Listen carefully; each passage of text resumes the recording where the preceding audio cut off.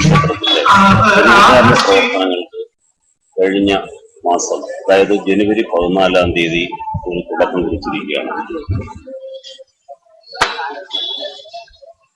നിലവിലുള്ള ക്ഷേത്രത്തെ പുതുക്കി നാലമ്പലത്തോടു കൂടിയ ഒരു വലിയ ക്ഷേത്ര സമുച്ചയമാണ് ഉദ്ദേശിക്കുന്നത്. അഷ്ടമംഗല ദേവപ്രശ്നത്തില് ക്ഷേത്ര ദേവീഹിതം അനുസരിച്ചുള്ള പരിഹാരക്രിയകളൊക്കെ പൂർത്തിയാക്കുകയും തുടർന്ന് പുതിയ ക്ഷേത്രത്തിന്റെ നിർമ്മാണത്തിന് ആവശ്യമായ നടപടിക്രമങ്ങളുമായിട്ട് മുന്നോട്ട് നീങ്ങിക്കൊണ്ടിരിക്കുക. അഷ്ടമംഗല ദേവപ്രശ്ന പ്രകാരം ഈ ക്ഷേത്രത്തോടനുബന്ധിച്ച് വൈഷ്ണവ ചൈതന്യം നിലകൊള്ളുന്നതായി കാണുന്നു. അതുകൊണ്ട് ഒരു ശ്രീകൃഷ്ണസ്വാമി ക്ഷേത്രത്തിന്റെ സാന്നിധ്യം കൂടി കണ്ടെത്തി. അപ്പൊ ഇത്തരത്തിൽ ഒരു മഹാക്ഷേത്രത്തിന്റെ എല്ലാ സ്വഭാവങ്ങളോടും കൂടി കൊടിമരം ഉൾപ്പെടെയുള്ള ക്രമീകരണത്തോടും കൂടിയ ഒരു വലിയ ക്ഷേത്ര സമുച്ചയമാണ് നിർമ്മിക്കാൻ ഉദ്ദേശിക്കുന്നത്.